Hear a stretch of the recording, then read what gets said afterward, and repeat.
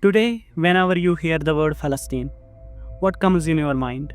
War, blood, rockets, dead children, and Gaza. But before all this, Palestine was something else. It wasn't just a war zone, it was a home. And before we understand what happened to Palestine, we need to understand what it was, what kind of people lived there, what kind of land it was. Because if you don't know what was destroyed, you will never understand the magnitude of its crime. So, Palestine was a thriving society under the Ottoman Empire. For hundreds of years, it has cities like Jerusalem, Jaffa, Hebron, Haifa, Nablus, full of trade, culture, faith. Even Muslims, Christians, and Jews lived there side by side under Ottoman. Not perfectly, but peacefully. Peoples had farms, jobs, homes, and dreams.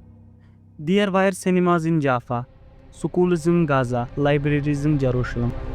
In fact, in 1918, 90% of the population was Arab, only 8% was Jewish. In 1917, the British made a promise they had no right to make. It was called the Balfour Declaration. They supported the creation of Jewish homeland in Palestine. This was like me making a promise your house to someone else while you are still living in it. Insane? Right. And this wasn't some peaceful migration. Zionist leaders had clear goals. The founder of political Zionism, Theodor Herzl, openly said, "We shall try to separate the penniless population across the border," which meant kick the Palestinians out, slowly and systematically. So after the British took control, Jewish migration from Europe increased, especially during the Nazi Holocaust. Understandable, they were escaping horror. But instead of seeking safety, many came with a political agenda to take the land and create their Jewish state, not beside Palestinians but over them. Militant Zionist groups like Largun and Haganah started forming. These were not peaceful activists, they were armed militias. They bombed Palestinian markets, they attacked villages. They were trained for a purpose, to take the land. The British hegemon, they just watched. Sometimes they helped, sometimes they pretended to care, but in the end, they left it to burn. Churchill once said, "I do not admit that a great wrong has been done to the Red Indians of America or the black people of Australia by a strong race coming in. This was colonialism, plain and simple." So what Zionists do, they used a dangerous slogan, a land without a people for a people without a land. But it was clearly a lie. There were people living in that land, millions, Arabs, Christians, Muslims, and some Jews. They had homes, memories, cemeteries, olive trees planted by their grandfather. If someone says your home was empty before they came in, what are they really saying? That your existence never mattered? Example, in 1947, the Palestinians made up to 67% of the population, but the UN still gave them only 44% of the land. So let us kill another myth. Palestinians were backward and uneducated. It is completely wrong. There were over 1,000 schools in Palestine before 1918. Newspapers, women's clubs, trade unions, universities were common. Jaffa exports oranges across the globe.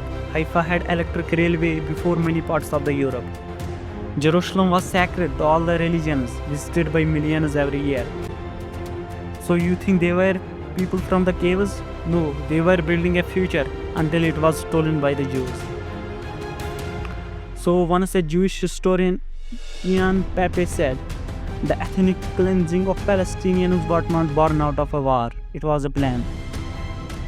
So what happened in 1947? The UN, mostly Western powers, proposed a partition plan. Jews owned only 6% of the land, but they were handed 56% of it, and Jerusalem to be placed under international control. No one asked the Palestinians what they wanted. So eventually they rejected it. Of course they should have. If someone offered you 44% of your own land, would you accept it? This was not peace, it was a theft dressed up as a solution. So what followed was the Nakaba, the catastrophe. Hundreds of villages were destroyed. Over 750,000 Palestinians were expelled of their land. It was beginning of a genocide that still has not stopped. This is not an ancient history. Some of the people expelled in 1948 are still alive, living in the refugee camps. So this was the part 1 of the most powerful series I am calling 70 Years of Humiliation and Resistance. A series that exposes how a land was stolen, how a people were erased, how the world stayed silent, and how despite everything the Palestinians never stopped existing. Every episode will break down what the media hides, the massacres, the occupation, the propaganda, and the resistance that never dies. From the Nakba of 1948 to the blockade of Gaza, to the genocide we are watching right now, we are telling it all. Not with filters, not with fear, but with facts and fire. If you care about the truth, about justice, about standing with the oppressed when the world blows to the oppressor, then stay with me. Because this is not just their history, it is the mirror for our future. This was the 70 years of humiliation and resistance, and we are getting started. So subscribe, share, and don't stay silent. History remembers two kinds of people, those who watched and those who spoke. Thanks for watching.